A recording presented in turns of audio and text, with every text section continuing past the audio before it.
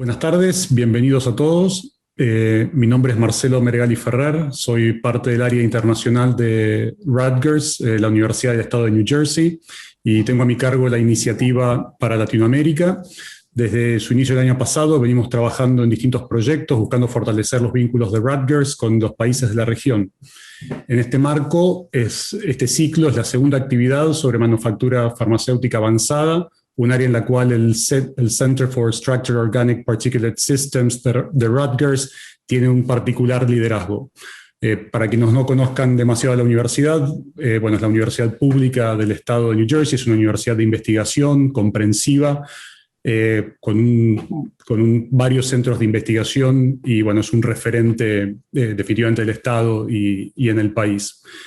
Nuestro objetivo es lograr que más personas del sector público, privado y académico conozcan el método de manufactura continua y que cada país pueda pensar su desarrollo a futuro, y en ese sentido estamos más que abiertos a las colaboraciones que surjan a futuro.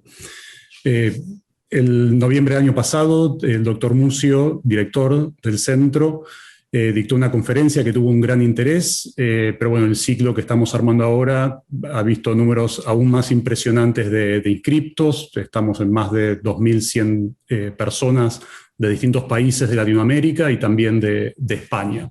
Así que para nosotros es una gran satisfacción y un honor tener una audiencia tan variada de tantos países y poder compartir con todos este ciclo. En línea con esto, me gustaría poder agradecer a toda la colaboración que hemos recibido para poder llegar a tanta gente. No puedo enumerar individualmente a todos porque verdaderamente son muchos, pero sepan que son desde universidades hasta consulados, asociaciones y colegios profesionales y organizaciones en más de 22 países. El agradecimiento sí especial que tenemos es con la Academia Nacional de Farmacia y Bioquímica de Argentina, que son nuestros colaboradores desde el inicio, en particular el doctor Marcelo Nacucho, que está acá con nosotros, que bueno, y que al igual que en la conferencia de diciembre, bueno, va a hacer la presentación de los expositores y va a moderar todas las preguntas. Antes de cederle la palabra, algunas observaciones, recomendaciones más de tipo operativas. La plataforma es un webinar, las cámaras y los micrófonos de los asistentes van a estar apagados, así que, bueno, si nos ven otras personas, salvo quienes estamos hablando, es por ese motivo. La sesión la estamos grabando y la grabación la vamos a poner a disposición de todos quienes se hayan registrado en el ciclo de charlas. Cuando esté publicada se los vamos a avisar.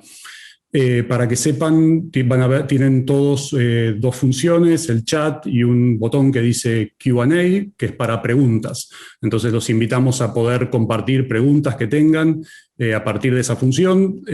Las vamos a moderar, vamos a tratar de seleccionarlas y contestar las más posibles. Les pedimos sí que sean preguntas lo más claro, formuladas con la mayor claridad posible.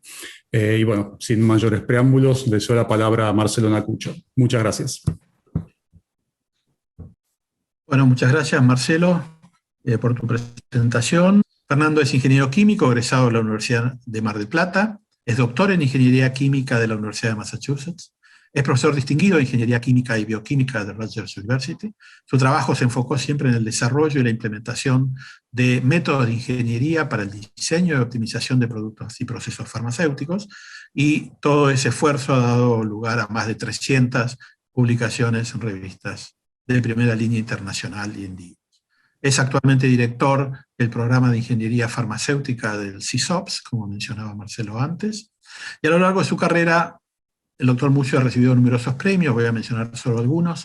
Es el Council, el premio, digamos, de investigación y desarrollo del Council de New Jersey en el año 2018, el Comité de Expertos de la USP en estándares de calidad para manufactura continua farmacéutica en el año 2016, inventor del año en el año 2016, el New Jersey Inventor, o sea, forma parte del Hall de la Fama de los Inventores del Estado de New Jersey, profesor del año reconocido por la Universidad de Rutgers en el año 2015.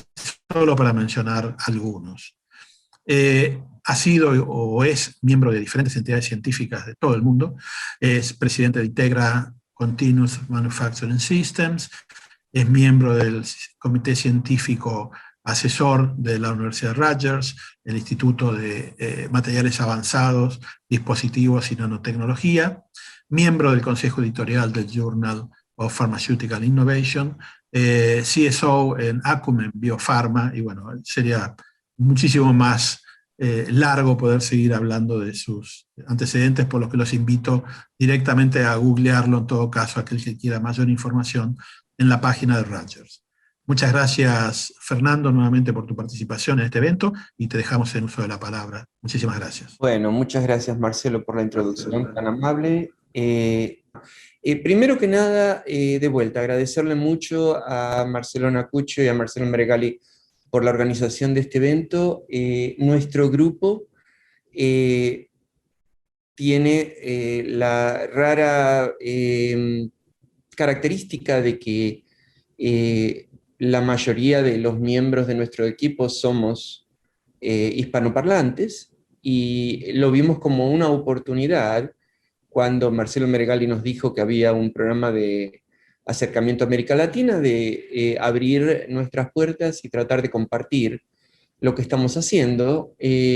Coincidentemente, y en parte debido a COVID, el área de manufactura farmacéutica está cobrando un grado de interés sumamente alto en la sociedad de Estados Unidos y de muchos otros países, también de Europa, y claramente en muchos países se entiende que más que nunca es necesario el lograr la manufactura doméstica de productos críticos, porque lo vamos a hablar más después, pero la pandemia ha agudizado la necesidad de tener abastecimiento confiable de productos farmacéuticos.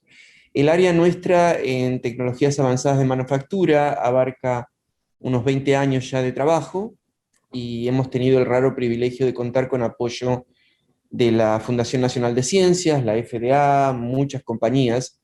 O sea que lo que voy a compartirles es un poquito el producto de un trabajo de una comunidad científica muy grande que ha colaborado en este tema.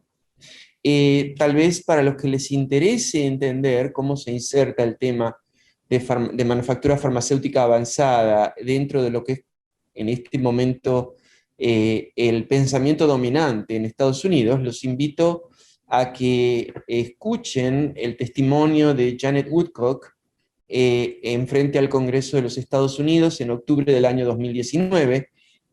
Janet Woodcock es una persona con muchos años de trayectoria en el tema de implementación de tecnología de manufactura.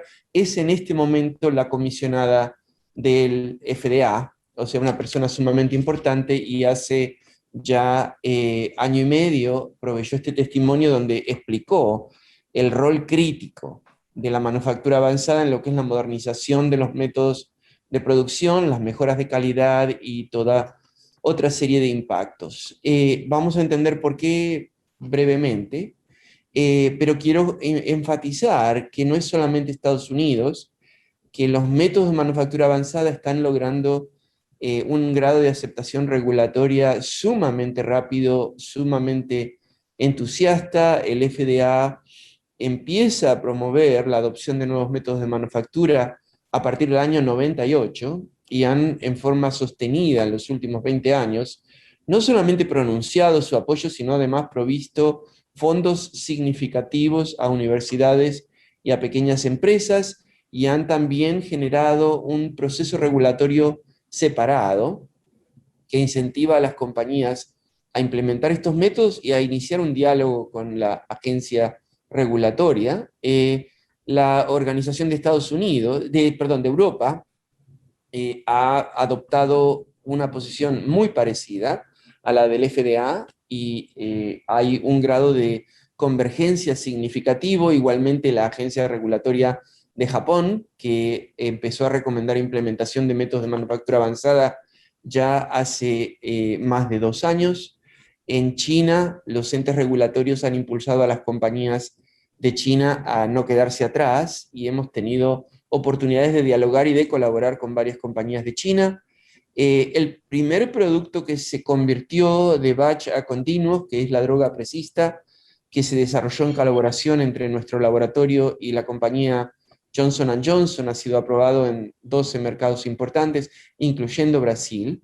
Y en el año 2019, manufactura continua fue seleccionado como un tópico de convergencia de la Conferencia Internacional de Armonización, y también ha sido seleccionado como una prioridad estratégica de la farmacopea de Estados Unidos. O sea, en resumidas cuentas, el área de manufactura avanzada farmacéutica ha logrado un consenso mundial en entes regulatorios y en muchas compañías. Yo hablé extensivamente de este tema en la presentación anterior. Al quien le interesen más detalles puede ir allí.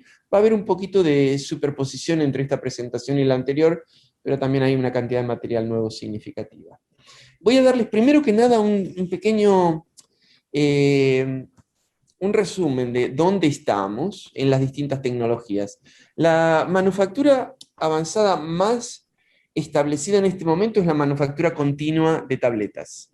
Es una metodología ya madura, ya hay 6 productos aprobados, pero hay muchos más productos en desarrollo. Vamos a hablar de este tema hoy, pero van a ver que la caja de herramientas, como me gusta llamarla, está completa. Tenemos realmente todos los elementos necesarios para implementar metodologías de manufactura continua para productos sólidos orales, tabletas y cápsulas también. La segunda tecnología que está siendo implementada es la manufactura continua de sustancias activas. Esta es una metodología que en realidad la base científica de implementación para sustancias activas es más avanzada que la de sólidos orales, porque los métodos científicos para diseño, para todo lo que sea sistemas líquidos, es algo que hace muchos años que ya existe. Pero en cuanto a lo que es la implementación práctica, está un poquito atrás. Hasta donde yo conozco hay un solo producto aprobado en este momento para sustancias activas por manufactura continua, aunque hay en este momento varias iniciativas que ya están en marcha. La tercera tecnología, a mi entender, en cuanto al grado de implementación, es la manufactura aditiva de tabletas, lo que se llama 3D printing, ¿ya? Impresión en 3 dimensiones. Esto ha sido implementado ya en forma comercial, existe un producto aprobado, aunque es una tecnología que todavía está hasta cierto punto en desarrollo. Todavía falta implementar la parte, por ejemplo, de sensores, de control de lazo cerrado, una serie de elementos de manufactura avanzada. Lo próximo que también se va a desarrollar rápidamente es la tecnología continua para inyectables. Es una tecnología emergente, hay un grado de interés muy alto, ya hay varios elementos que han sido demostrados, todavía no existe un producto aprobado, pero debido al enorme interés que existe en este momento en vacunas, es un área que está desarrollando rápidamente. Y para concluir, la otra área que está recibiendo un enorme grado de atención es la manufactura continua de moléculas biológicas. Todavía no existe un proceso aprobado por un ente regulatorio en Estados Unidos o en Europa, pero existe una cantidad enorme de esfuerzo en esta área, o sea que es cuestión de tiempo y de no mucho tiempo. Entonces vemos que las 5 tecnologías que lideran en este momento la implementación de métodos avanzados, 4 de ellas son métodos continuos, uno de ellos es método de impresión en 3 dimensiones. ¿Qué define una tecnología avanzada? En general, podemos hablar de 5 atributos de una tecnología avanzada. En general, métodos de producción avanzado incluyen diseño predictivo. Eso implica la existencia de modelos que permiten predecir cómo va a funcionar el proceso bajo distintos valores de distintos parámetros de diseño, de operación, propiedades de materiales, etc. Tecnologías de manufactura avanzada son automatizadas, tienen sistemas de control que permiten mantener al proceso en el punto deseado de operación y permiten corregir en forma automática todo tipo de desviaciones que se vayan generando. Son optimizables o han sido optimizadas, lo cual quiere decir que se han podido investigar en detalle y se ha podido encontrar el conjunto de atributos de proceso que permiten la mejor operación posible. Son tecnologías escalables, o sea, es fácil el incrementar o decrementar la productividad, es fácil el replicar y son transferibles, lo cual quiere decir que su performance no depende de la ubicación geográfica de donde se llevan adelante y se los puede transferir fácilmente de un sitio a otro. Estos son todos atributos reconocidos que definen en conjunto lo que es una manufactura de producción avanzada. En nuestro ejercicio profesional nos hemos abocado principalmente a sólidos orales, aunque hemos trabajado también en otras áreas, pero en sólidos orales hemos organizado el trabajo en 5 disciplinas básicas: caracterización de materiales, modelaje del proceso, uso de sensores y métodos de análisis de datos, métodos de control de proceso y métodos de integración de proceso. Estas 5 disciplinas, una vez que se aplican a un área en particular, se pueden aplicar fácilmente a otras áreas, por ejemplo, a la producción de sustancias activas, que en este momento es un área de trabajo de nuestro grupo. Se pueden aplicar también a otras áreas como las que mencioné antes, moléculas de origen biológico. La aplicación repetida de estas 5 disciplinas genera bibliotecas de herramientas, por ejemplo, se acumulan propiedades de materiales hasta que se forma una biblioteca de datos, se van generando modelos para los distintos procesos que se pueden utilizar una y otra vez, se generan metodologías de implementación de sensores, metodologías para controlar la calidad basándose en control de procesos y herramientas de integración de proceso. Todo esto constituye lo que llamamos la caja de herramientas de implementación de metodologías avanzadas, lo cual también se convierte en una forma sistemática de entrenar personal. Quiero mencionar en este momento que la escasez de personal con el entrenamiento necesario para implementar métodos de tecnología de manufactura avanzada en el área de farmacia es seria y es un área donde se va a necesitar mucho más gente, o sea que es también un área de oportunidad para formar profesionales nuevos. Va a haber muchas carreras en esta área en los próximos 10 a 20 años. El uso repetido de esto genera plataformas de manufactura nuevas, aumenta el conocimiento científico en cuanto a la ciencia de procesos y también crea, como mencioné antes, herramientas nuevas que se pueden aplicar al control de calidad. En esto quiero mencionar algo importante, que es que las herramientas de control de calidad que se han podido implementar para manufactura avanzada están encontrando rápidamente aplicación también en la manufactura tradicional en forma batch. O sea, una vez que la herramienta existe, es relativamente fácil aplicarla una y otra vez a otros procesos. Y esta caja de herramientas está disponible para nuestros colaboradores, tanto académicos como industriales. Este es un slide, una figura que reproduje del FDA, donde básicamente definen la diferencia entre batch y continuo. La metodología de manufactura batch se caracteriza por el hecho de que todos los materiales que se van a utilizar en producir un lote están siendo procesados simultáneamente. O sea, estoy cargando al mezclador todos los ingredientes que voy a utilizar para producir el lote de tabletas, voy a granular todo el material, después de granular lo voy a secar, después de secar lo voy a moler, tal vez lo guardo en algún recipiente por un tiempo, después voy a producir la mezcla final y luego de eso voy a empezar y terminar de comprimir el lote completo de tabletas, después lo voy a cubrir. Cada uno de estos pasos se lleva adelante en forma independiente, en forma asincrónica, y el proceso completo puede tardar entre varios días a veces varias semanas. El método de producción batch, que es el método tradicional, tiene ciertas ventajas, entre ellos es la familiaridad. La industria y los entes reguladores tienen experiencia extensiva con el uso de métodos batch. Es un método sumamente flexible porque permite que se lleve adelante cada operación en forma separada. Los mismos equipos se adaptan a muchos productos, es fácil transicionar de un producto a otro. El nivel de conocimiento necesario para operar un método batch es mínimo, o sea, se puede entrenar a una persona en relativamente poco tiempo para que pueda operar un proceso. Los lotes están claramente definidos, o sea, no se no hay dificultad en rastrear los lotes. Si se nos daña un equipo o hay que limpiar un aparato, se puede utilizar el resto de los equipos. O sea, todas estas ventajas han hecho que esta metodología fuera dominante y que de alguna manera se instalara en la práctica de la industria y de los entes regulatorios. Sin embargo, también tiene desventajas importantes. Una de las desventajas importantes es que es sumamente intensivo desde el punto de vista manual, requiere mucho esfuerzo manual. También hay mucha variación dentro de los lotes y de un lote a otro, principalmente debido al factor humano. Los operadores no necesariamente van a hacer exactamente lo mismo lote tras lotes. El resultado final es sumamente variable, en particular cuando manufacturamos por granulación húmeda. La capacidad de controlar calidad en tiempo real es limitada. Por ejemplo, si he mezclado el lote completo y lo empiezo a comprimir y detecto que hay tabletas que están fuera de especificación, no tengo la capacidad de corregir eso en tiempo real. A lo sumo puedo detener el proceso y empezar de nuevo. Vamos a ver que esta es una diferencia importante con los procesos continuos.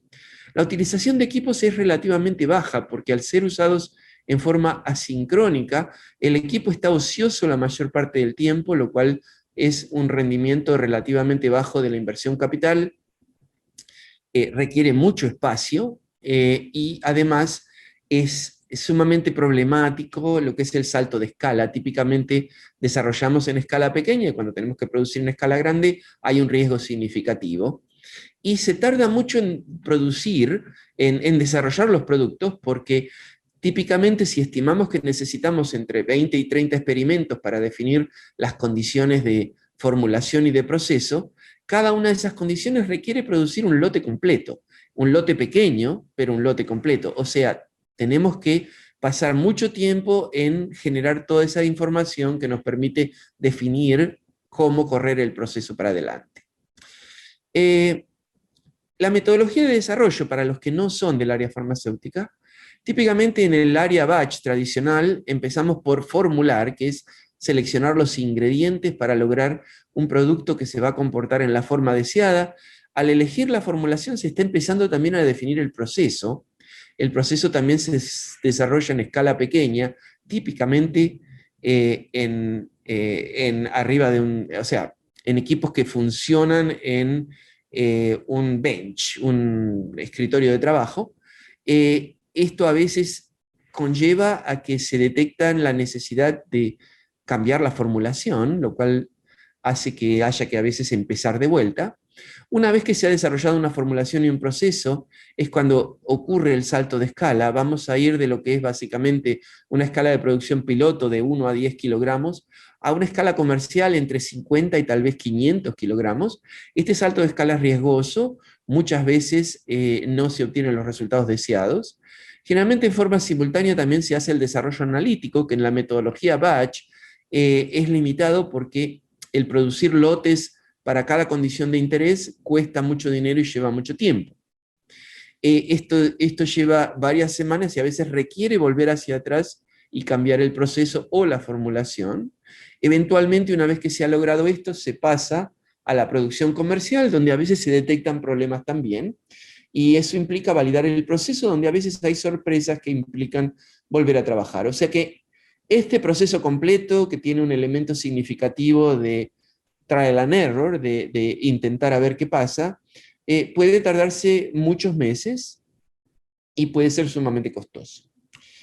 El proceso continuo, en contraste, y de vuelta esta es una figura que tomamos del FDA, implica que el material va circulando, el material entra al sistema a través de alimentadores gravimétricos que dispensan los materiales que van a entrar en el producto en un radio, en una proporción adecuada.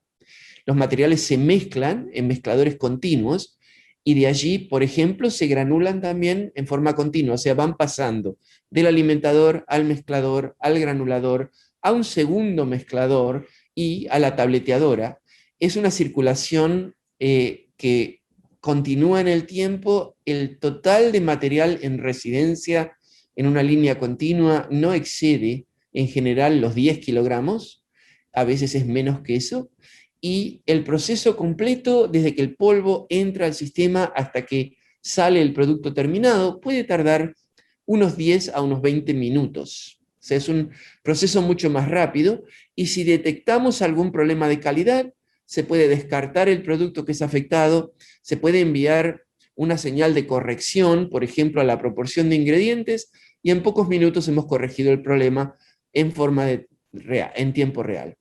Esta es una línea típica de producción continua. En el piso de arriba están los alimentadores gravimétricos que descargan a los ingredientes en la proporción deseada a un mezclador de línea, que es básicamente un tubo pequeño de 1 metro de largo, y de allí la mezcla ya homogeneizada baja a la tableteadora.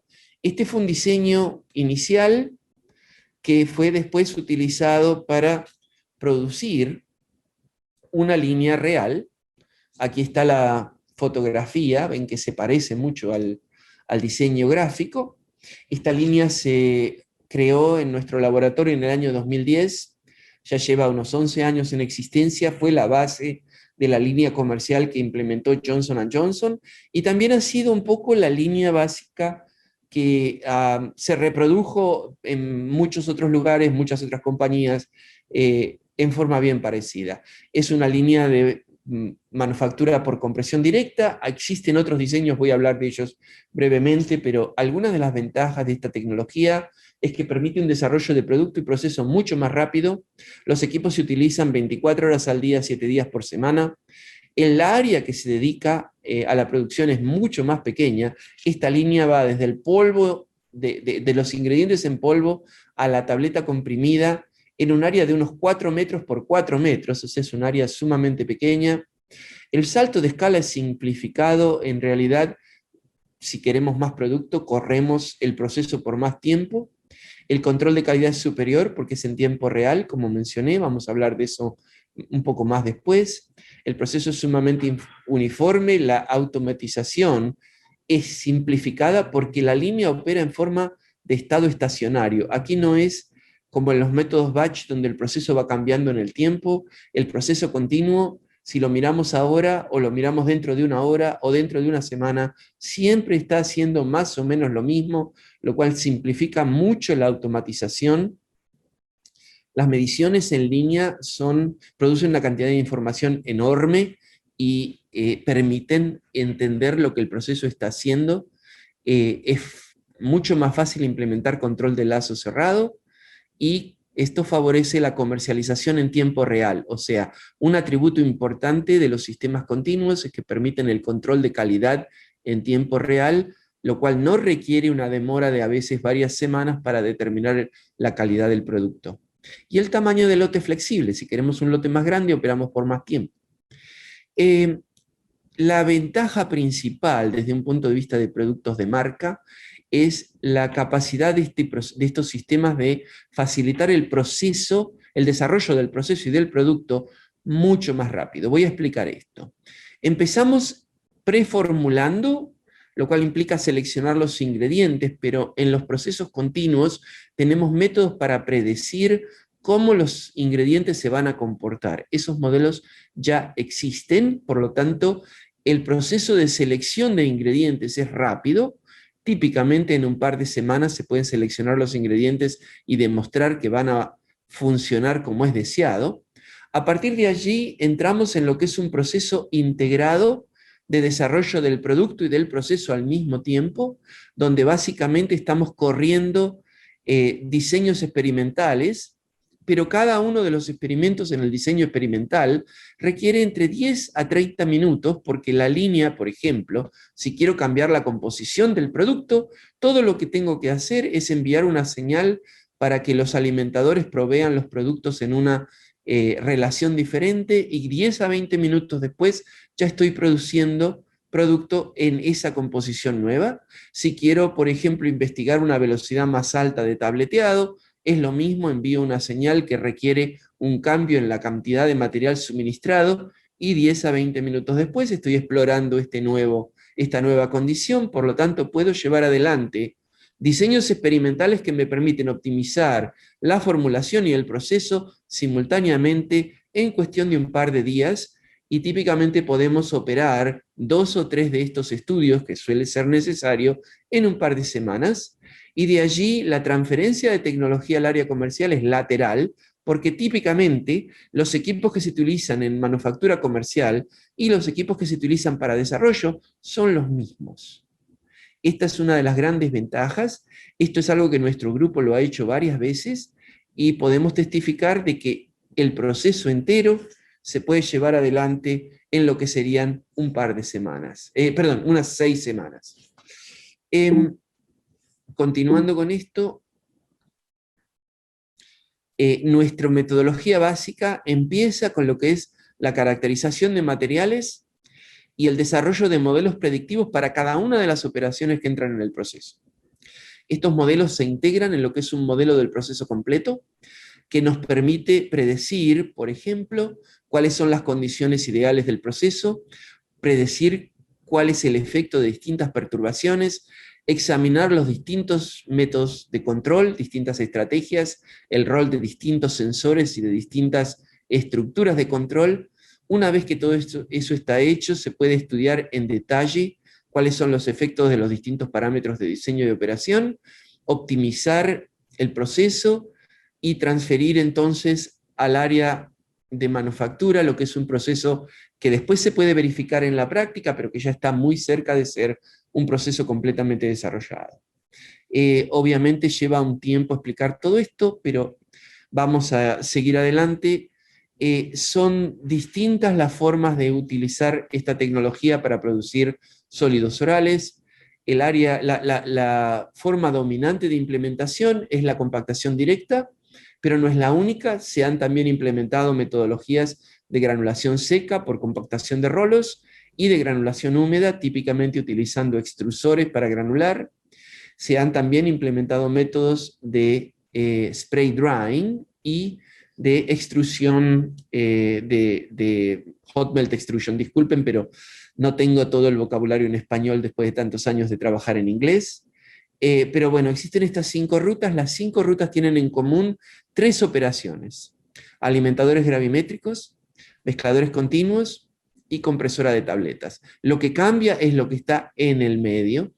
Nos vamos a enfocar en estas 3 operaciones que son las más comunes. La ruta entonces principal y más sencilla es la ruta de compresión directa. Es lo que ya les mostré, pero para volver a resumir, típicamente tenemos una serie de alimentadores gravimétricos que alimentan todos los ingredientes. Los ingredientes en muchos casos circulan por un molino.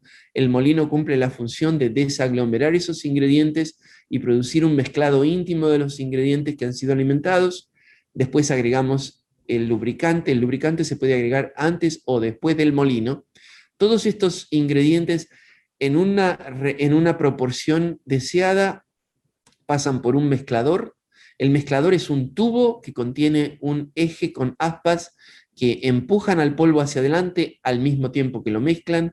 Este mezclador, como dije antes, suele ser un instrumento relativamente pequeño.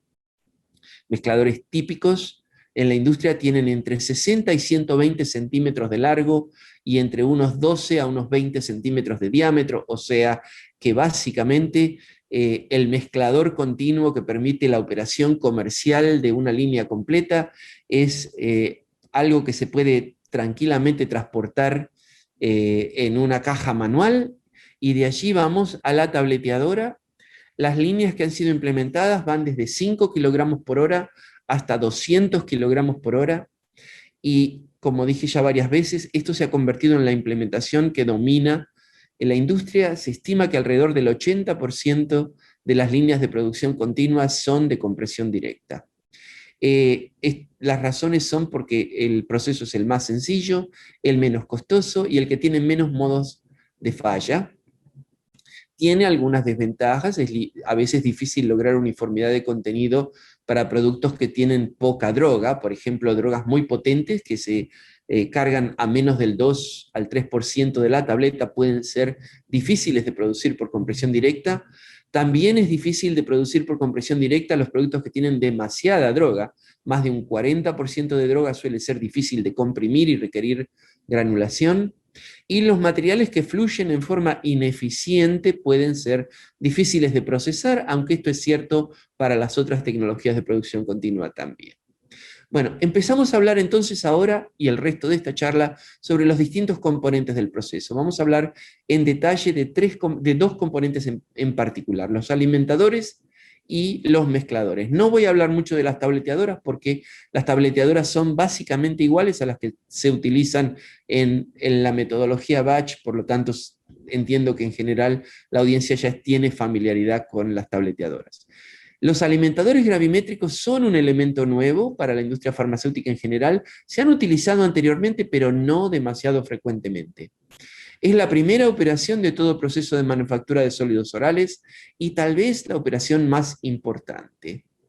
La habilidad de controlar el suministro de ingredientes en la proporción deseada determina la calidad del producto final. O sea, esto no lo puedo enfatizar demasiado, o sea, no sé cómo enfatizarlo más. Es el paso de proceso que va a determinar la composición del producto. La forma de funcionar del alimentador gravimétrico va a determinar cuánta droga va a estar presente en el producto terminado. Por lo tanto, es un elemento esencial del proceso continuo.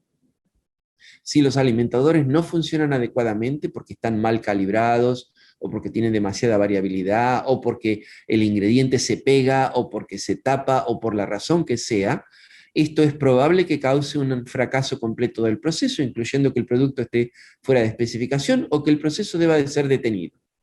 O sea que debemos estudiarlos para entender cómo diseñarlos correctamente, cómo elegir en forma adecuada dentro de las distintas, muchas opciones que tenemos de equipo de diseño, de lo que son los tornillos que se utilizan para alimentar, el efecto de los atributos de ingredientes y demás. O sea, el espacio paramétrico es sumamente amplio y elegir en forma correcta los parámetros de diseño y de operación para un material en particular puede ser un desafío significativo.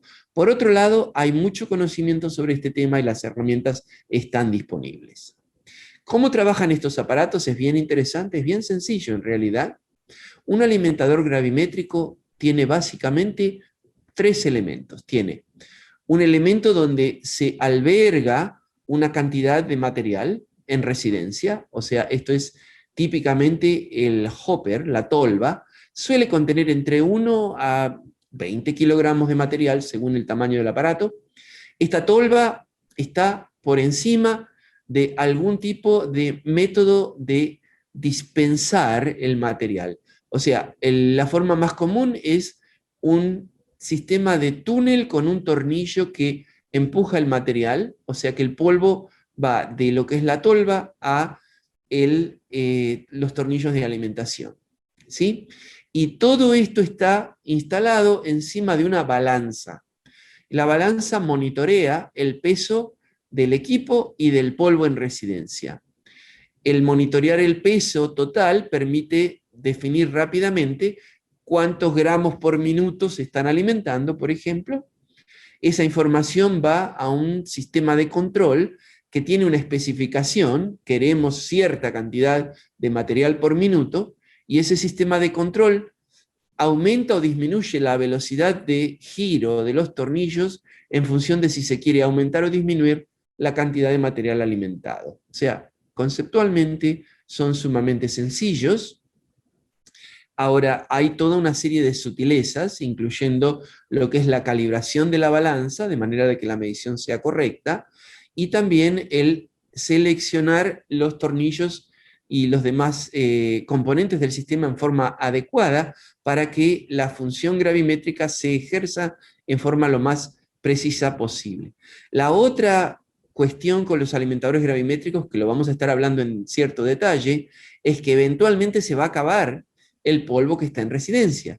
En ese momento el alimentador debe de ser vuelto a llenar y allí es donde muchas veces se generan la mayor parte de los problemas.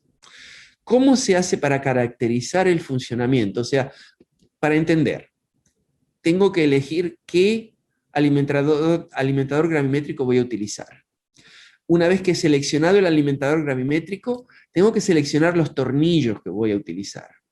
tengo que decidir si voy o no voy a utilizar una malla de retención, una pantalla de retención, que suele ser básicamente una malla perforada, y las perforaciones pueden tener distintos tamaños, o sea que ya tengo varias opciones. Tengo que seleccionar a qué velocidad voy a operar estos tornillos, y además debo de seleccionar los parámetros de control del sistema, o sea, hay una cantidad de parámetros significativos. Entonces, ¿cómo hago para seleccionar todo esto? Empezamos por caracterizar cómo funciona el aparato para un material en particular.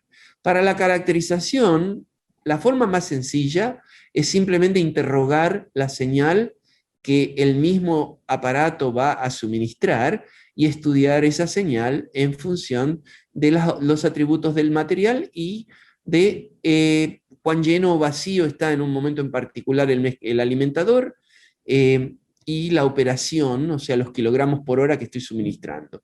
Hemos aprendido que esa no es la mejor manera de hacerlo, porque la señal que suministra el alimentador ya está filtrada por toda una serie de condiciones que están incluidas en el software de cada instrumento. Por lo tanto, lo que recibo no es la señal original, sino una señal que ya ha sido condicionada por el sistema.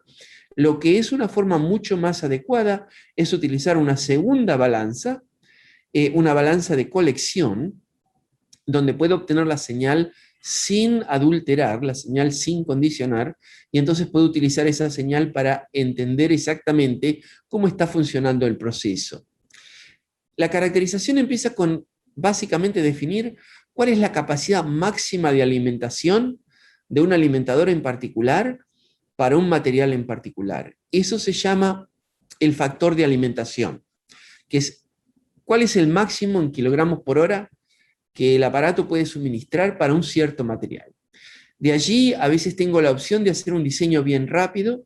En general encontramos que los alimentadores van a funcionar en forma bien adecuada cuando están alimentando entre un 40 y un 80% de la capacidad máxima. O sea, si necesitamos diseñar rápidamente un alimentador, la forma más rápida de hacerlo es definir cuál es la capacidad máxima y asegurarnos que está operando entre un 40 y un 80% de la capacidad máxima.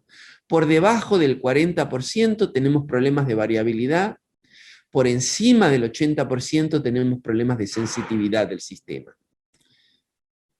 Esta figura muestra en forma sencilla cómo varía la variabilidad de alimentación en función de la cantidad de material que suministra el sistema.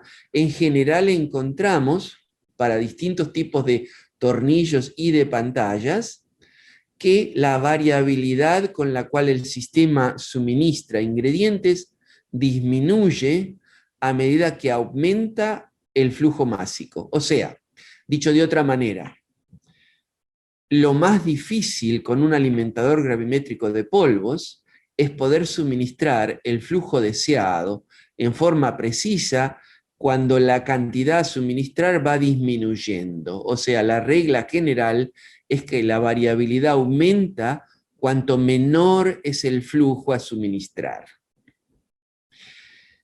Esto es lo que me refería de no caer por debajo de alrededor de un 40% de la capacidad nominal. Esto es un número conservativo, o sea, conservador. En muchos casos se puede obtener una performance adecuada por debajo del 40% de la capacidad, incluyendo a veces hasta un 20% de la capacidad, pero de vuelta una regla en general es no caer por debajo del 40%, pero también no exceder el 80%, porque si excedemos el 80% es posible que le estemos pidiendo en algún momento al alimentador que provea más material que la capacidad del sistema. Por ejemplo, si hay variabilidad en las propiedades de los materiales. Así que de vuelta, el rango de operación adecuado es entre un 40 y un 80% de la capacidad máxima. Aquí estoy mostrando cuál es el efecto de propiedades de los materiales sobre lo que es la variabilidad del flujo de materiales. O sea, yo le pido a mi alimentador que me entregue un cierto número de kilogramos por hora y puedo intentar hacer eso con distintas configuraciones, sin usar pantallas, usando cierto tipo de pantallas, usando distintos tipos de tornillos, etc. Pero en general voy a encontrar que a medida que va aumentando la cohesión o la dilatación del polvo, lo cual implica ambos son índices de cohesión del polvo, cuanto más cohesivo es el polvo, más aumenta la variabilidad en la cual se alimenta. Esta es una regla genérica también. Los polvos que mejor fluyen pueden ser alimentados en forma más precisa. Los polvos con más limitaciones de flujo, los polvos más cohesivos, los polvos de menor densidad, son los polvos que me van a mostrar la mayor variabilidad en general. Ahora, quiero hablar de lo que es el otro problema, que es la variabilidad cuando volvemos a llenar los alimentadores. Este es un problema relativamente importante. O sea, en algún momento se me acaba el polvo. Debo de volver a llenarlo. ¿Qué sucede cuando vuelvo a llenar el alimentador? El alimentador está controlando el flujo másico por diferencia. O sea, el alimentador está midiendo continuamente cuánto pesa el sistema y utilizando esa señal para controlar la velocidad del tornillo y la velocidad de flujo másico. Cuando vuelvo a llenarlo, pierdo esa calibración y el sistema tiene que operar en lazo abierto. Por lo tanto, el sistema no tiene en ese momento la capacidad de controlarse a sí mismo. Además de eso, cuando el alimentador está casi vacío, la presión que empuja el polvo a entrar en el área de los tornillos es relativamente baja, por lo tanto la velocidad de los tornillos aumenta para poder suministrar la cantidad de material deseado. Cuando vuelvo a llenarlo, de forma repentina se produce un aumento de esa presión, lo cual causa que al volver a llenar el alimentador, en general se produzca un exceso de material suministrado. En general vemos una perturbación, un salto, que dura hasta que terminamos de llenar el mezclador y entonces se restablece la función de control. Rápidamente el sistema disminuye la velocidad de los tornillos para volver al valor deseado. Pero eso quiere decir que por una cierta cantidad de tiempo, alrededor de unos 10 a unos 30 segundos, el sistema ha estado suministrando un exceso de ingrediente. Esto va a ocurrir con todos los alimentadores gravimétricos que tenga yo en el sistema.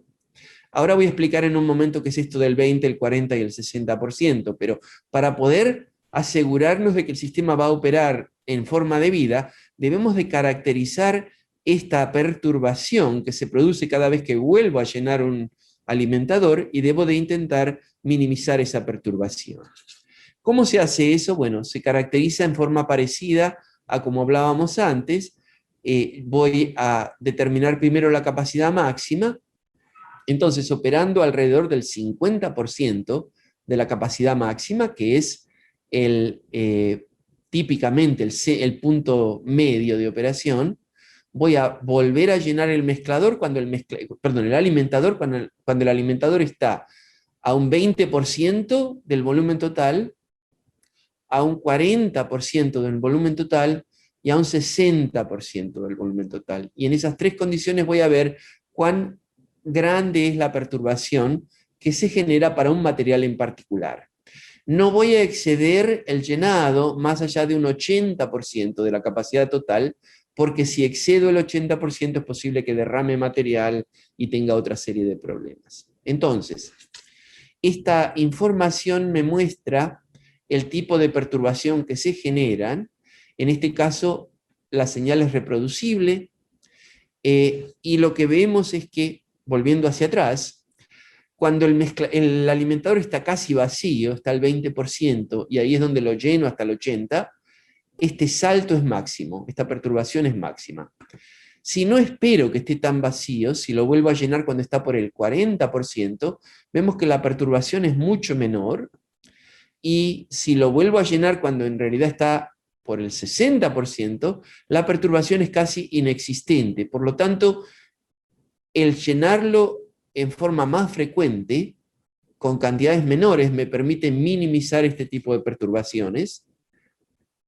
Aquí vemos tres indicaciones de cómo funciona este proceso. Entonces, estamos viendo el tamaño máximo de la desviación respecto a en qué momento lo vuelvo a llenar. Vemos que el tamaño máximo de desviación disminuye, que la duración de la perturbación disminuye y que la cantidad total de material en exceso también disminuye, cuando se lo vuelve a llenar cuando está menos vacío. O sea, llenados menores y más frecuentes permiten controlar este problema. Vamos a hablar ahora de la segunda operación crítica, que es el mezclado continuo. El mezclado continuo debe de ser caracterizado para asegurarnos que los mezcladores que tenemos en línea tienen la capacidad de mezclado necesario para asegurar la homogeneidad de la mezcla y para también poder disipar cualquier tipo de perturbación que entre al sistema. He mencionado ya, por ejemplo, las perturbaciones cuando volvemos a llenar los alimentadores. Hay otras perturbaciones que también pueden ocurrir. Básicamente queremos asegurarnos que los mezcladores tengan la capacidad de disipar esas perturbaciones. El espacio paramétrico de los mezcladores también es significativo. Los mezcladores podemos seleccionar distintos tamaños de instrumento, podemos seleccionar los agitadores que tengan distinto tamaño de aspa, ángulo de aspa, dirección en que empujan las aspas el polvo. Por ejemplo, podemos tener todas las aspas empujando el polvo hacia adelante, o podemos alternar. Algunas aspas empujan el material hacia adelante y otros lo empujan hacia atrás, de manera de producir recirculación y mayor mezclado. Tenemos parámetros de diseño de descarga, por ejemplo, podemos tener la válvula de descarga completamente abierta o parcialmente cerrada, de manera de poder aumentar la cantidad de polvo en residencia en el mezclador. Después hay parámetros de proceso, a qué velocidad está rotando el elemento de mezcla, el agitador, cuál es el flujo de masa que circulamos por el mezclador, son 5 kilogramos por hora, son 10 kilogramos por hora, son 50 kilogramos por hora.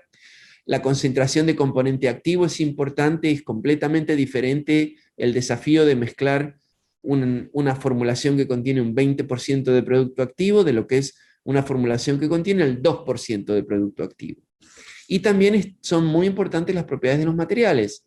Si la mezcla es cohesiva, si el activo es cohesivo, el tamaño, la forma, las propiedades de flujo, la densidad de los materiales, todo esto afecta cómo va a funcionar un mezclador continuo. Les doy detalle de un estudio que hicimos hace años. Se investigó la mezcla de paracetamol, que también se lo llama acetaminofén. Esta es una droga muy común y es la droga que se ha estudiado más frecuentemente para procesos continuos, es tal vez el ejemplo más común. Esta droga la mezclamos con celulosa microcristalina, Avicel, y utilizamos de lubricante, el lubricante más común, estearato de magnesio, que lo investigamos en distintas proporciones. Distintas respuestas se obtuvieron, por ejemplo, cuán homogénea era la mezcla, cuán hidrofóbica era la mezcla, cuán uniforme era el contenido de droga en las tabletas, la dureza de las tabletas, la disolución de las tabletas y demás parámetros.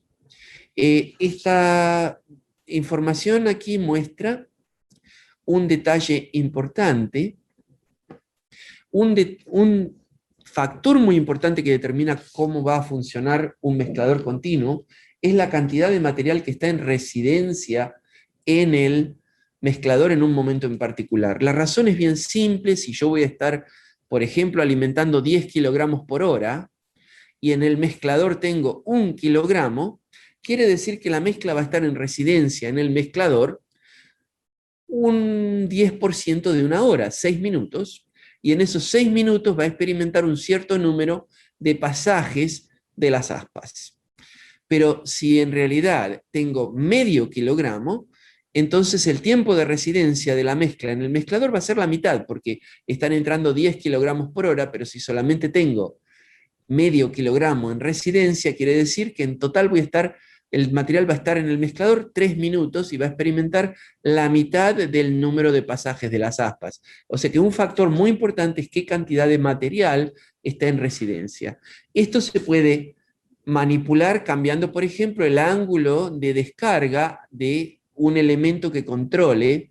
Este elemento en inglés se llama weir, no sé cuál es el nombre en español, pero es una especie de válvula que controla, según el ángulo en que está, qué cantidad de material está presente dentro del mezclador, y observamos que en la medida en que cambia ese ángulo, cambia cuánto material está en residencia.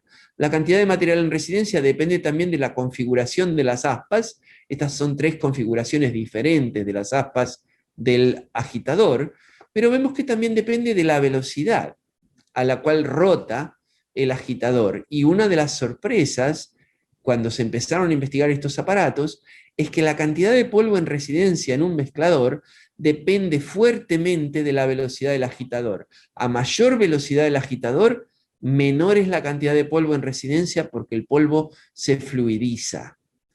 Entonces, estos parámetros determinan cuánto tiempo va a pasar el polvo en el mezclador y cuánta acción mecánica va a experimentar en la medida en que circula por el mezclador. Y aquí hay dos índices de calidad de mezcla. BRR es la relación de reducción de varianza. En inglés, Variance Reduction Ratio, que es la variación de composición de la mezcla que entra al mezclador, perdón, la variabilidad de la mezcla que sale dividida por la varianza de la mezcla que entra. O sea, a mayor este índice de reducción, más homogénea es la mezcla. Vemos que el índice de reducción de varianza pasa por un máximo a velocidades intermedias del agitador. O sea, la mejor reducción de varianza se obtiene entre 100 y 200 revoluciones por minuto. A velocidades muy bajas o a velocidades muy altas, la reducción de varianza es menor. El otro índice más común, que es la Relative Standard Deviation, la desviación estándar relativa, que es básicamente la desviación estándar de la mezcla dividida por el promedio, pasa por un mínimo. Opuestamente, la RSD, a menor la RSD, mejor la mezcla. Vemos que la mezcla tiene la menor variabilidad a velocidades intermedias. Esto están de acuerdo, estas dos cosas son dos maneras de decir lo mismo. La mejor función del mezclador se obtiene a velocidades intermedias. Eso es porque a medida que aumenta la velocidad de rotación del agitador, por un lado aumenta el número de pasajes de aspas, pero por otro lado disminuye la cantidad de polvo en residencia y disminuye el tiempo que el polvo pasa en el mezclador. La combinación de estos dos factores termina determinando que el número óptimo de acción mecánica ocurra a velocidades intermedias, y determinar cuál es la velocidad que me da el mezclado óptimo requiere este tipo de caracterización. Esto se caracteriza también utilizando otro concepto, el concepto de distribución de tiempos de residencia, en inglés RTD, ¿sí? Residence Time Distribution. Esto es básicamente una distribución que mide si yo introduzco 1 gramo de material en un tiempo determinado, parte de ese material va a salir del sistema rápidamente, parte del material va a pasar más tiempo en el sistema, y parte del material se va a tomar un tiempo significativo hasta que sale. Esta distribución de tiempos de residencia se calcula utilizando esta ecuación, que es la concentración que se detecta a la salida en función del tiempo, dividido por la cantidad total de material que ha sido inyectado.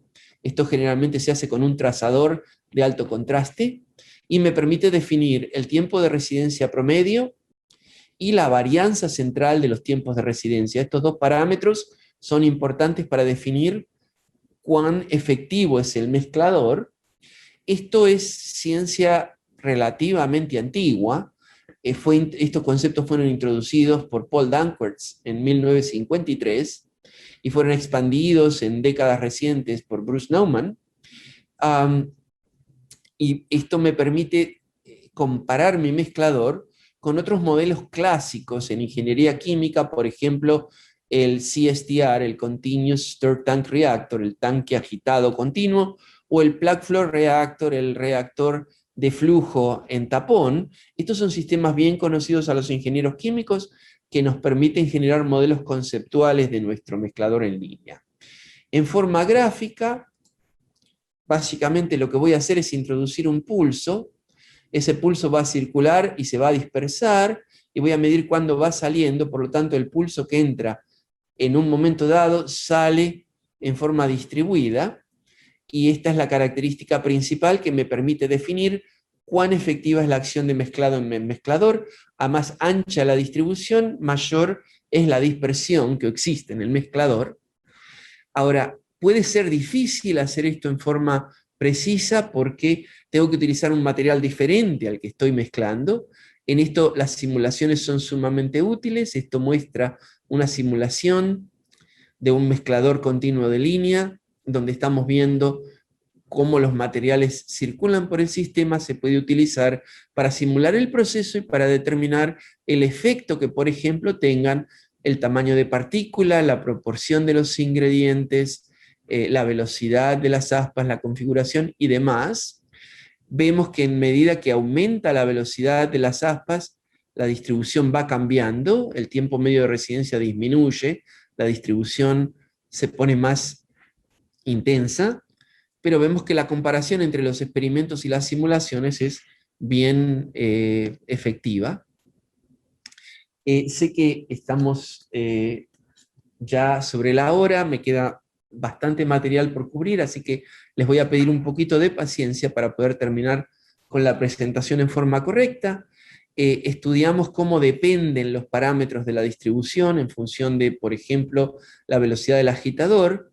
Vemos que a medida que aumenta la velocidad del agitador, disminuye la cantidad de polvo en residencia, lo que hace que disminuya el tiempo promedio que va a pasar el polvo en el mezclador. Por otro lado, a medida que aumenta la velocidad, aumenta la dispersión, o sea, lo que sería un coeficiente de dispersión del sistema, y vemos que entonces el trabajo mecánico, el número de pasaje de aspas, pasa por un máximo, como dije antes, a velocidades intermedias. Allí es donde voy a obtener la mejor performance del mezclador, y este gráfico me da la importancia relativa de distintos factores, utilizando metodologías estadísticas clásicas, donde vemos que, por ejemplo, hay factores de diseño como el ángulo del aparato o la velocidad de las aspas, tienen el mayor impacto sobre lo que es la performance del sistema.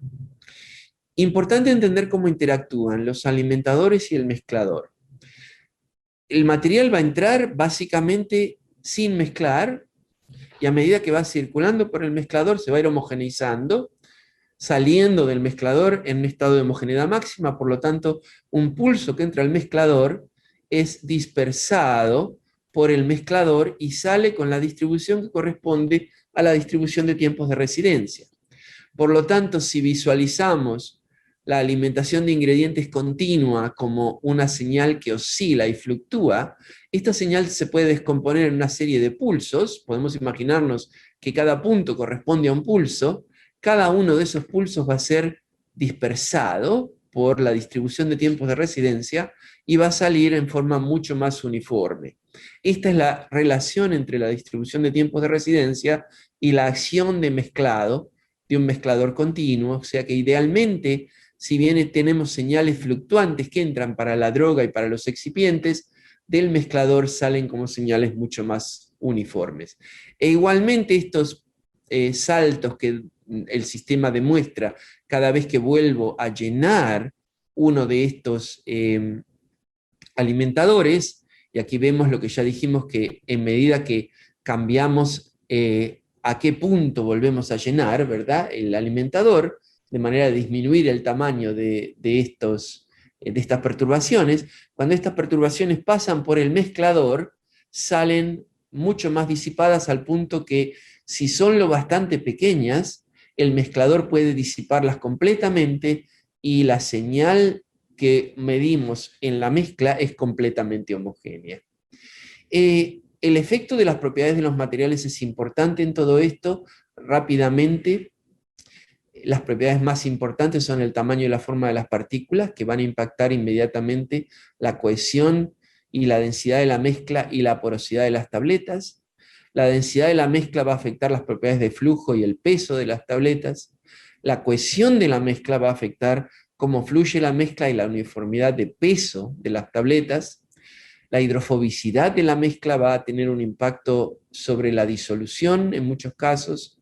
Si tenemos actividad electrostática, eso puede afectar el flujo del polvo, que el polvo se adhiera al equipo, que se aglomere. Si el material tiene una alta tendencia de segregación, puede afectar la composición del producto final. Y menos conocido, pero muy importante, es la sensitividad del material al esfuerzo mecánico. Muchos de los materiales farmacéuticos son frágiles y son afectados fuertemente por el trabajo mecánico que experimenta el material cuando circula por el sistema. El esfuerzo mecánico puede cambiar la hidrofobicidad de la mezcla, lo cual causa sobrelubricación, lo cual causa problemas de disolución, pérdida de resistencia mecánica del producto. El esfuerzo mecánico puede causar adquisición de carga electrostática y puede también causar disminución del tamaño de partícula. Una vez que tengo entendido todo esto, puedo generar modelos integrados del proceso. De esto hablé en bastante detalle en la presentación anterior. Aquí vamos solamente a hablar brevemente, pero básicamente hemos construido modelos de cada componente y entonces podemos simular en forma rápida lo que es el proceso de compactación directa, donde tenemos los alimentadores, el mezclador y la tableteadora, o podemos simular un proceso de granulación seca, donde del mezclador vamos a ir un compactador de rolo, a un molino, un segundo mezclador típicamente, y después la tableteadora, o un sistema de granulación húmeda, donde del mezclador vamos a un granulador, a un secador, a un molino, a un segundo mezclador, que el modelo es bien semejante al primero, y a la prensa de tabletas. Esto nos permite generar plataformas digitales de diseño flexibles que se correlacionan con los equipos que están implementados. Todo esto después hay que integrarlo, o sea que el tema final que voy a tocar en los próximos minutos, hay que integrar entonces los equipos de producción con los sensores y la estructura de control. Lo más obvio que uno visualiza son los instrumentos de producción, ¿verdad? Los alimentadores, el molino, el mezclador, la tableteadora, etc. A todo esto le agregamos sensores de PAT, de Process Analytical Technology. Estos son sensores que miden la composición de la mezcla, los atributos de las tabletas y demás. Además, también adquirimos señal de los equipos, por ejemplo, la velocidad instantánea de suministro de ingredientes. Todo esto se entrega, toda esta información, a una central de control, a una computadora que contiene el modelo del proceso y que, por ejemplo, sabe qué acción correctiva tomar cuando se detecta una desviación respecto a lo que se desea que sea la condición del proceso. Por ejemplo, si estamos monitoreando la composición de la mezcla, mientras esa composición está dentro de los rangos deseados, no es necesario tomar acción correctiva, pero si en algún momento la composición de la mezcla se desvía, allí es donde es necesario tomar acción correctiva, por ejemplo, disminuyendo la cantidad de un material en particular que está siendo alimentado, hasta que entonces la señal vuelve a entrar al rango deseado. Este es el concepto de control de realimentación. Básicamente tenemos el proceso operando, estamos monitoreando cómo funciona el proceso, entra una perturbación al proceso, se mide el efecto de esa perturbación, se compara lo que está ocurriendo con lo que se desea y, de ser necesario, se aplica una acción correctiva a la entrada del proceso. Esta no es la única manera, es una de las maneras de ejercer control. Esto requiere sensores, no se puede controlar lo que no se puede medir. Hay muchos sensores de distinto tipo, voy a solamente mencionar uno, que es un sensor de espectroscopía infrarroja. Es bien común hacer esto, se utilizan sensores de espectroscopía infrarroja para medir la composición de la mezcla. Los dos lugares más comunes son a la salida del mezclador o a la entrada de la tableteadora. Y esta figura muestra, por ejemplo, si hice un cambio en escalón de la cantidad de droga que estoy alimentando, a la salida del mezclador eso se va a ver después de un cierto tiempo, y después esa señal va a aparecer en el producto terminado un cierto tiempo después. Estas señales se pueden utilizar para controlar el proceso en forma de tiempo real. No tenemos tiempo de ir en detalle, esto fue cubierto en la presentación anterior, pero básicamente tenemos 7 modos de falla clásicos en lo que es un sistema de manufactura por compactación directa, si es que podemos alimentar los ingredientes en la proporción deseada y con una variación lo bastantemente baja, si se aglomeran los ingredientes, si la mezcla es homogénea, si los atributos de flujo son los necesarios para poder operar el proceso de compactación en la velocidad de producción deseada y si el producto que se genera va a tener la dureza y la disolución adecuada. Las respuestas del sistema en términos de performance y de calidad, todos pueden ser monitoreados por distintos sensores. En general, por ejemplo, la relación de ingredientes se puede monitorear directamente con la señal del alimentador o por espectroscopía de infrarred cercano o de Raman, ejercida a la salida del mezclador o a la entrada de la tableteadora. Si la mezcla fluye en forma adecuada y se obtienen tabletas con el peso y la dureza necesarios, se pueden monitorear directamente de señales que se obtienen de la compresora, y el resto de los atributos también pueden ser monitoreados por distintos tipos de sensores que investigan directamente los atributos del producto terminado. Estos sensores entregan su señal a una computadora que lo analiza y genera una transformación de lo que es el espectro infrarrojo de la mezcla a una predicción de la composición de la mezcla que se puede comparar con la composición deseada, y entonces se puede ejercer directamente el sistema de control, o sea, de la línea, con los sensores, y aquí hay una lista de sensores que se utilizan. Estoy monitoreando en tiempo real, estoy pasando esa señal en tiempo real a un sistema de control. Aquí menciono dos de los más comunes, Emerson Delta B o Siemens PCS7. Esta señal es analizada y los sistemas de control son programados para saber si es que la señal está prediciendo que el sistema está fuera del rango deseado, qué acción tomar, cómo corregir eso de manera que rápidamente, en cuestión de minutos, estemos de vuelta produciendo producto con los atributos deseados. Y para concluir, quiero decir que si bien todo esto ha sido implementado numerosas veces y demostrado y aprobado para sólidos orales, este mismo esquema, esta misma infraestructura conceptual se puede aplicar rápidamente a otras cosas. Nosotros ya estamos aplicándola, por ejemplo, a la producción de drogas activas. Hay varios grupos trabajando en esto, donde se modelan, por ejemplo, los tanques de suministro, las bombas, los intercambiadores de calor y los tanques de mezclado, de manera que entonces suministramos una mezcla de reacción a la temperatura y a la composición deseada, a un reactor donde se puede medir y controlar la temperatura, por ejemplo, la presión, donde se puede incluir otros reactivos a lo largo del sistema.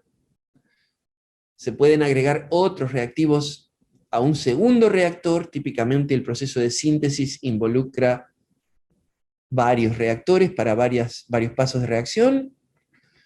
Se puede monitorear lo que se generó, se puede entonces operar el sistema de purificación, por ejemplo, cromatógrafos de línea, por ejemplo, cristalizadores de línea, a distintas metodologías. Este monitoreo nos permite definir cuándo se está produciendo lo que se desea, o cuando, por ejemplo, hay impurezas que tal vez no valga la pena separar, sino que simplemente se descarta parte de la producción. Toda esta información nos permite implementar control de alimentación hacia adelante o hacia atrás, o algún híbrido de eso. Esto es diferente, pero es el mismo esquema conceptual que acabo de describir para sólidos orales. Esto mismo se está aplicando a la producción continua de moléculas biológicas. Esto mismo se está aplicando, por ejemplo, a lo que es la manufactura aditiva por impresión en 3 dimensiones. Es un esquema, es una caja de herramientas que se va a aplicar en todo tipo de proceso de manufactura avanzada. ¿Cuál es el impacto de esto? Para concluir, es tener una industria que sea más competitiva, más productiva, donde podamos desarrollar productos y procesos en semanas en vez de años. Esto es sumamente importante, sobre todo, por ejemplo, en lo que es la experiencia bien real que tenemos todos de lo que ocurre cuando hay una pandemia, ¿verdad? Necesitamos muchas veces implementar procesos de producción nuevos para productos nuevos o para productos que son rededicados. Nos permite transicionar de lo que es la calidad por inspección a la calidad por control, donde tenemos productos de mejor calidad y procesos más confiables, donde podemos reducir los costos de manufactura. Con esto concluyo la presentación y si hay alguna pregunta, voy a tener mucho gusto de intentar contestarla. No, muchas gracias, Fernando, por tu excelente presentación. Te voy a ir pasando algunas preguntas de las que nos hicieran llegar. La primera es si se pueden poner alimentadores redundantes para evitar la variabilidad. Y pone entre comillas, durmiendo al vacío hasta el llenado. Fernán Díaz. Es una idea interesante. Se puede. En general, el número máximo de alimentadores que se puede poner a la entrada de un mezclador son 5 a 6 alimentadores. Es posible poner más, pero es complicado. Si tenemos más de 5 o 6 ingredientes, a veces estamos obligados a premezclar algunos ingredientes, pero la idea es interesante, probablemente tenga mérito. Entiendo que debería, en ciertos casos, debería ser una forma adecuada de reducir este tipo de problemas. O sea, el usar en tándem dos alimentadores, por ejemplo, para el principio activo. Es posible que funcionara, es interesante la idea. En alguna medida esta respuesta que acabas de dar responde a otra que hizo Víctor León, que pregunta si se puede obtener algún beneficio en cuanto a la reducción de perturbaciones al implementar un segundo alimentador. Sí, es la misma pregunta. El alimentador 2 que alimente el alimentador 1 de forma constante. Es la misma pregunta. Eso, entiendo que sí. lo acabas de responder. Sí, aunque quiero insistir que creo que lo mejor es optimizar el alimentador para que la perturbación sea gobernable, ¿no? Sea manejable. El sistema tiene que ser diseñado para poder disipar las perturbaciones. Una pregunta, comentario que hace Víctor León. Dice, buenas tardes, según entiendo, los modelos utilizados para fines predictivos requieren un entrenamiento con datos experimentales. Correcto. En orden de ideas, me surge la duda si los modelos son fijos o adaptativos en función del comportamiento del proceso. Excelente pregunta. ¿Cómo se evalúa el correcto funcionamiento de este en función de la cantidad de datos con la que se cuenta? Excelente pregunta. No, los modelos deben de ser adaptivos porque los modelos tienen parámetros, ¿verdad? De los que hemos hablado brevemente, como por ejemplo el tiempo promedio de residencia o la dispersión. Esos parámetros dependen, por ejemplo, del flujo másico en un momento en particular, ¿sí? El tiempo de residencia en una tolva depende del nivel de llenado de esa tolva. Los modelos deben de ser adaptivos. Los modelos también, los parámetros de modelo dependen de las propiedades de materiales, o sea, los modelos tienen que volver a ser reestimados para cada formulación. Ahora, en general, mientras estoy operando la misma formulación, el modelo va a ser el mismo para esa formulación. La adaptividad solamente debe de considerar, en general, el efecto de los distintos parámetros de proceso sobre los parámetros de modelo. Pero, o sea, esto es una pregunta que muestra mucha lucidez. En este momento el desarrollo de modelos adaptivos es un área de investigación activa, es un área activa de trabajo. Pero sí, es bien importante que los modelos puedan incorporar esos impactos. Magdalena pregunta, ¿cómo se compagina las etapas de desarrollo y de producción en el mismo sistema? No es el mismo sistema. O sea, a ver, este es un error que se han cometido, a mi entender, es esperar que podemos construir una sola línea y usarla para desarrollo y para producción. La experiencia de muchas compañías es que una vez que construyen una línea de producción GMP, ¿no? Una línea de producción bajo los controles necesarios de producción, se hace muy difícil el poder jugar con esa línea, el poder traer ingredientes nuevos, el poder intercambiar herramientas de los equipos. O sea, una vez que tengo la línea aprobada para producción, se hace muy difícil poder experimentar lo que es desarrollo. Por lo tanto, lo que va surgiendo como la forma más adecuada para las compañías que logran hacerlo es tener dos líneas prácticamente idénticas, una en un ámbito de investigación donde se puede hacer todas las variaciones necesarias, y una segunda línea dedicada a la producción.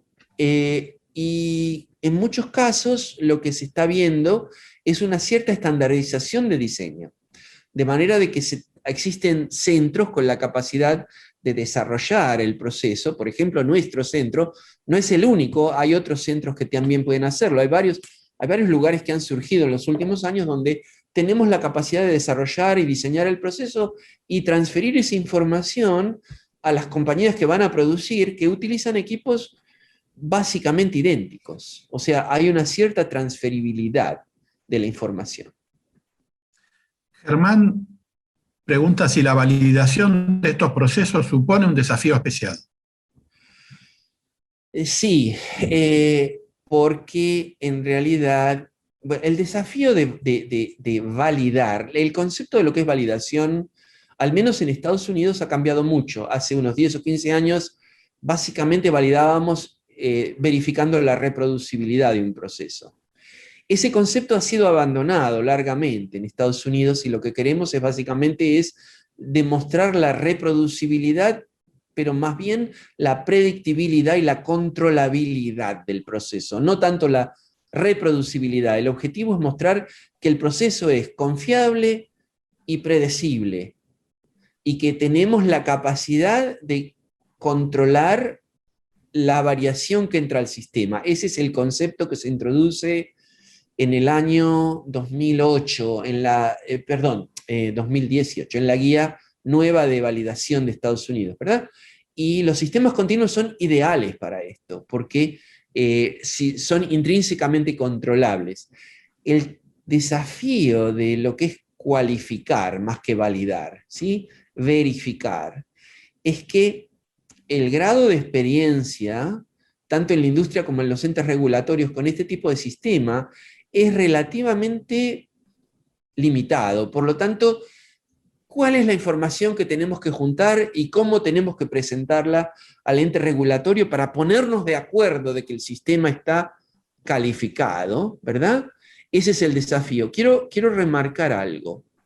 La cantidad de información que podemos juntar cuando estamos haciendo desarrollo en un proceso continuo es de 2 a 3 órdenes de magnitud más abundante que la información que típicamente juntamos en un proceso batch. En un proceso batch corremos 10 o 20 lotes, típicamente vamos a tomar 20 tabletas por lote y esa es toda la información que vamos a tener.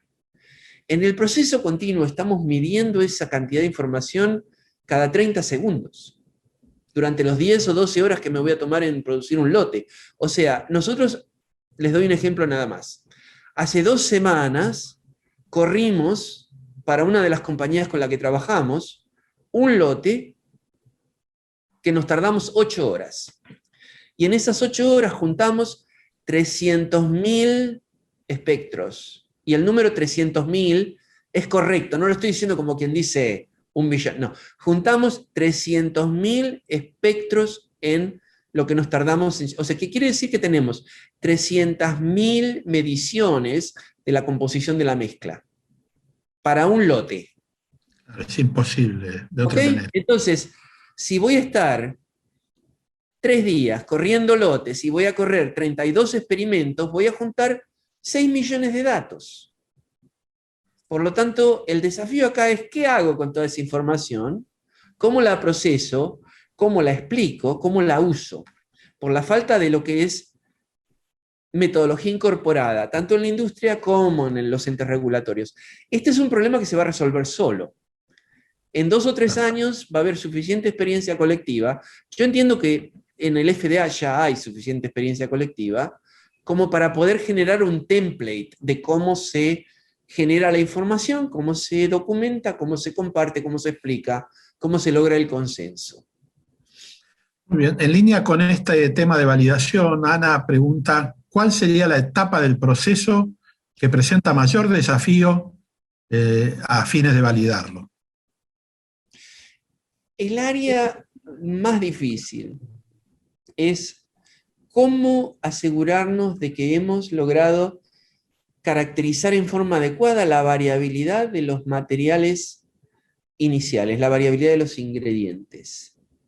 La variabilidad de los ingredientes siempre puede afectar el proceso y la calidad del producto. Esto es algo que las personas con experiencia en manufactura lo saben, que la mayor cantidad de sorpresas viene cuando repentinamente, por alguna razón inesperada o inexplicada, nos cambió el tamaño de partícula de la droga, nos cambió el contenido de humedad de la celulosa microcristalina, nos cambió el tamaño de la molécula de algo, ¿verdad? O sea, estas cosas suceden. Algunos de los materiales son de origen natural, ¿sí? El talco se extrae de la tierra. Lo que pasa que en metodología batch solamente vemos estos efectos cuando el lote fracasa. En metodología continua podemos verlo mucho antes, mucho más rápido, porque tenemos todos estos sensores midiéndonos datos. Entonces, cuando estamos tratando de calificar un sistema, queremos calificarlo para lo que es el rango de variación concebible de los ingredientes. Y es muy difícil obtener muestras que nos permitan realmente investigar cómo funciona el proceso para un rango representativo de variabilidad de ingredientes. Eso es algo que solamente logramos aprenderlo operando el sistema, ¿sí? Entonces lo que hacemos es sobredimensionar, sobrediseñar el proceso. Lo convertimos en un proceso tan robusto que la probabilidad de que falle es muy baja. O sea, si el espacio de diseño es grande, vamos a controlarlo al sistema de que opere en una fracción bien pequeña del espacio de diseño, de manera de que la distancia entre el rango de operación y el borde de falla sea lo más ancho posible. Esa es la manera de minimizar el riesgo impredecible de una variación en materiales. En línea con esto, Rudy pregunta que en caso de encontrar o detectar un error en el proceso, digamos a la mitad del mismo, ¿qué pasaría con la primera porción de ese lote? Absolutamente nada. O sea, esta es la belleza del proceso continuo.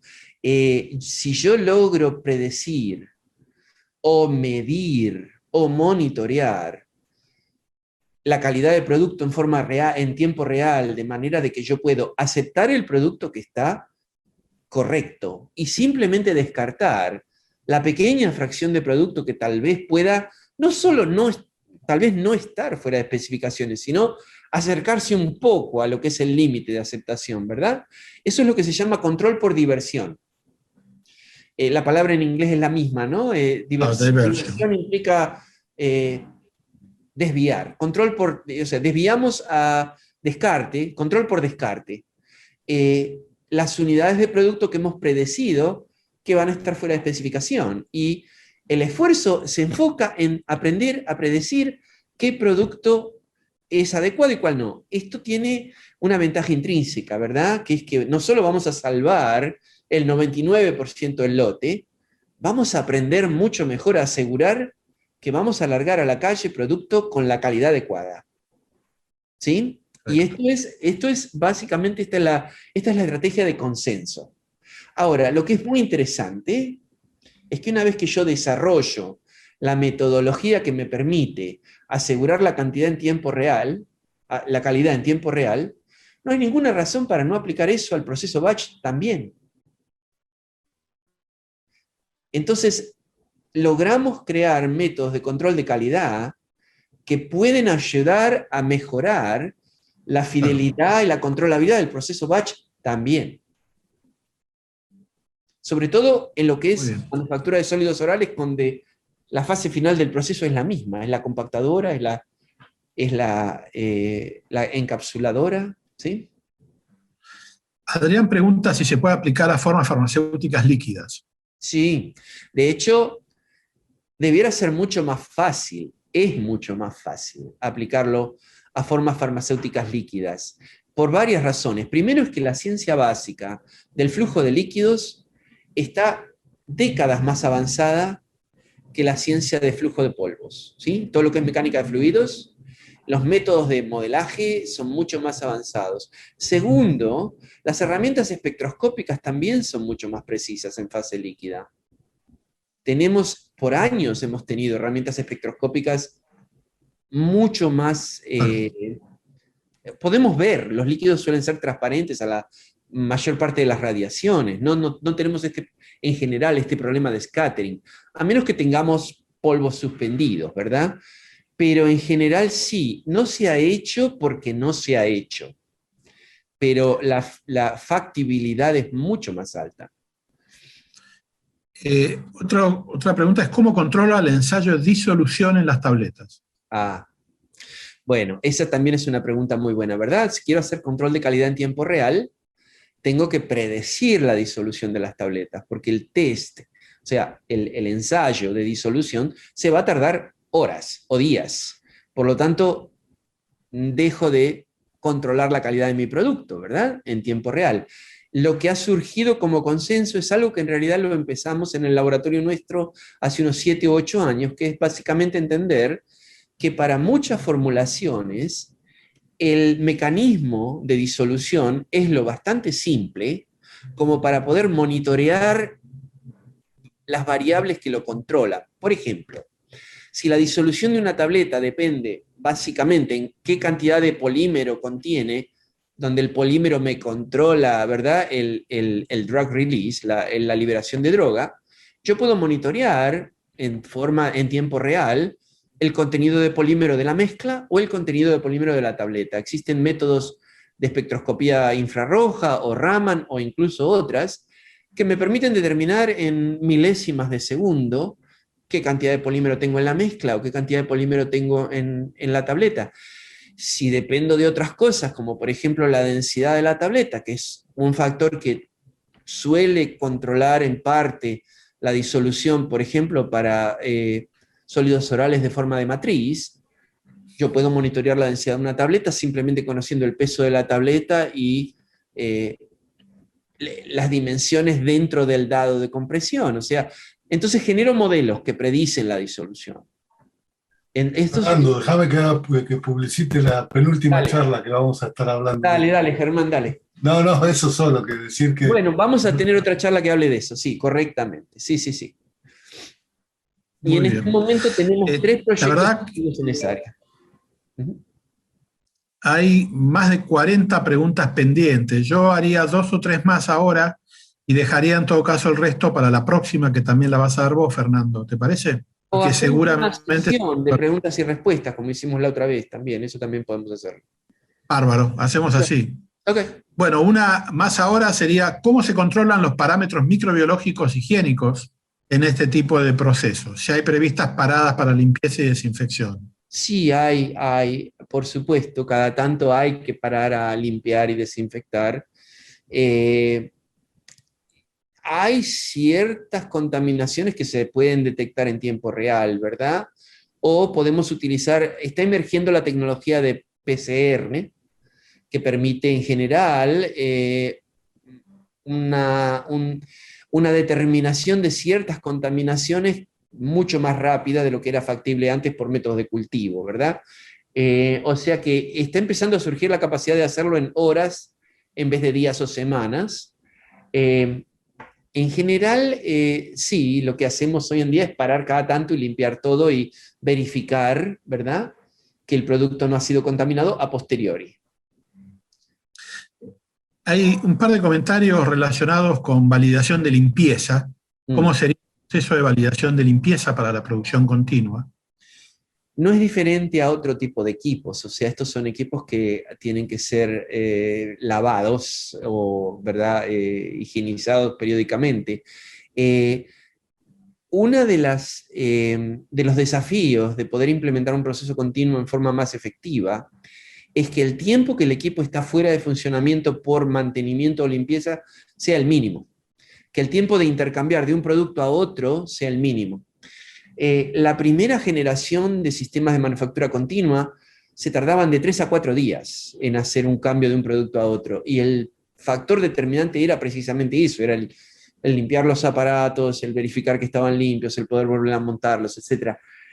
Han surgido diseños nuevos donde lo que se logra hacer es desmontar la porción del equipo que está en contacto con los ingredientes o con el producto. Mientras que dejamos en línea lo que son los motores y las cajas de engranaje y todo eso. Y reemplazar las componentes que tocan producto con componentes que estén limpias, que se limpiaron offline, ¿no? Fuera. Y esto obviamente implica un costo adicional porque hay que estar comprando partes, digamos, adicionales de los equipos, pero por otro lado ahorran muchísimo tiempo. Sí. Hay un comentario más que dice, no comprendo cuándo acabaría el lote o cómo definiría un segmento para el empaque. Muy bien. Distribución en el mercado. ¿Cómo definiría el lote comercial? Esta es una pregunta clásica. El FDA permite que el lote se defina por peso, quiero producir cierto número de kilos de producto, o por tiempo de operación, quiero operar por, qué sé yo, un turno de 8 horas, o por partida de ingrediente. Voy a usar todo este lote de activo, ¿sí? Las 3 maneras de definir lotes son aceptables, por lo tanto la compañía tiene el poder de decisión de cómo definir el lote. Lo único que no se permite es que el lote se define desde que empiezo hasta que se me rompió el aparato, digamos. No, o sea, eso no es aceptable. No podemos definir el lote a posteriori, hay que siempre definirlo a priori. Pero es una decisión de mercado. Por un lado, un lote más grande me implica menos trámite burocrático, ¿verdad? Menos análisis. Por otro lado, me implica un riesgo más alto. Si por cualquier razón hay que hacer un recall, tengo que hacer un recall más grande. O sea que hay que optimizar. Pero la gran ventaja acá es que el tamaño del lote flexible nos permite generar lotes que se adecúen a cada mercado. Puedo producir una cantidad de producto diferente para Brasil, o para Argentina, o para Uruguay, según el tamaño de ese mercado, ¿verdad? Y puedo cotejar el riesgo a lo que es cada uno de los mercados. Y la última, que sería, hay varias preguntas, pero todas relacionadas, básicamente que es, si esto es aplicado, o si estas tecnologías la podría aplicar un tercerista que trabaja con diferentes tipos de APIs y diferentes formulaciones, o esto queda limitado. Hay varios comentarios y preguntas, todas relacionados con esto. No, absolutamente. O sea, no solo se puede, sino que eso es lo que en cierta medida está ocurriendo. Existen en este momento, que yo conozco, 3 compañías que ya han implementado sistemas de manufactura continua para servicios. Patheon, Hovion y ESICA son las 3 que yo conozco, tal vez haya más. Y esto tiene mucho sentido porque la producción avanzada implica una cantidad de conocimientos significativos. Y no siempre el dueño de la registración va a poder o va a querer generar esa capacidad internamente, sino que yo entiendo que hace sentido que surjan compañías que se especialicen en hacer esto. Y en Estados Unidos, bueno, también hay una compañía de producción de activos que se está especializando en métodos de flujo continuo, AMPAC. Y entiendo que esto va a continuar, o sea, va a continuar porque las metodologías de manufactura avanzada se van a ir convirtiendo en lo que es la expectativa estándar de los reguladores. Simplemente por la capacidad superior que tienen, ¿no? O sea, de controlabilidad, de calidad, etc. Y va a llegar a un punto donde va a hacer sentido que haya un cierto número de compañías que lo pueden hacer por sí mismos y los demás probablemente van a trabajar con terceristas que proveen ese servicio. Absolutamente. Y bueno, y ahora sí vamos a terminar con esta porque son varias preguntas, pero están relacionadas. Yo creo que esto lo vamos a discutir más adelante, pero si esta manufactura está disponible en la industria farmacéutica de Latinoamérica, y qué tipo de personal y cantidad se requiere para operar estos sistemas, ¿no? Y el nivel de inversión. O sea, básicamente varias preguntas y comentarios están orientados a la factibilidad de implementar estas tecnologías en nuestros países. Bueno, perdón, y se puede agregar también un par de preguntas que están asociadas con cuál es el entrenamiento que tiene que tener la gente al mismo tiempo, ¿no? Para implementarlo. Sí, yo entiendo que el costo de los equipos no debería ser el factor determinante porque el beneficio es alto.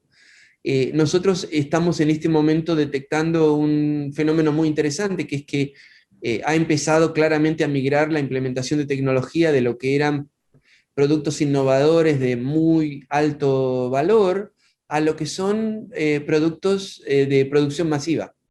Ya existen proyectos de implementar esto para productos de consumo masivo, ¿sí? Carbonato de calcio, por ejemplo. Lo cual implica que, para productos de volumen grande, aunque sean de bajo costo, la ventaja de la reducción del costo de manufactura, que puede ser del 50%, justifica ese tipo de decisiones.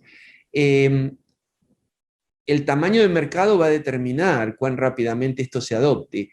El factor limitante es el acceso a conocimiento. Estos son procesos que requieren distinto tipo de habilidades y capacidades que lo que es la manufactura clásica. ¿Sí? Hablar de modelaje, hablar de implementación de procesos de control en lazo cerrado. Esto implica una incorporación de los métodos de ingeniería a lo que es la producción farmacéutica.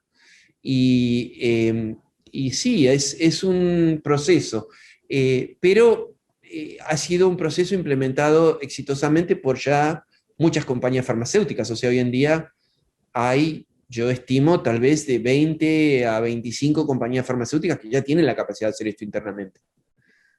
Nosotros trabajamos con varias de ellas y en general la población, la comunidad científica ha ido creciendo en esta área y es algo que se logra adquirir. ¿Cómo podemos hacer para facilitarle a América Latina la incorporación? Yo creo que es trabajando juntos. Un detalle importante es que no existen prácticamente patentes de proceso en manufactura continua. No hay una barrera de propiedad intelectual que impida la implementación. Lo cual muchas veces previene. Muy importante. En esto no existe esa barrera. Muchas gracias a todos y nos vemos el mes que viene. Muy bien, hasta luego. Ramos. Muchas gracias. Hasta la próxima. Buenas tardes. Que tengan buen fin de Buenas semana. noches.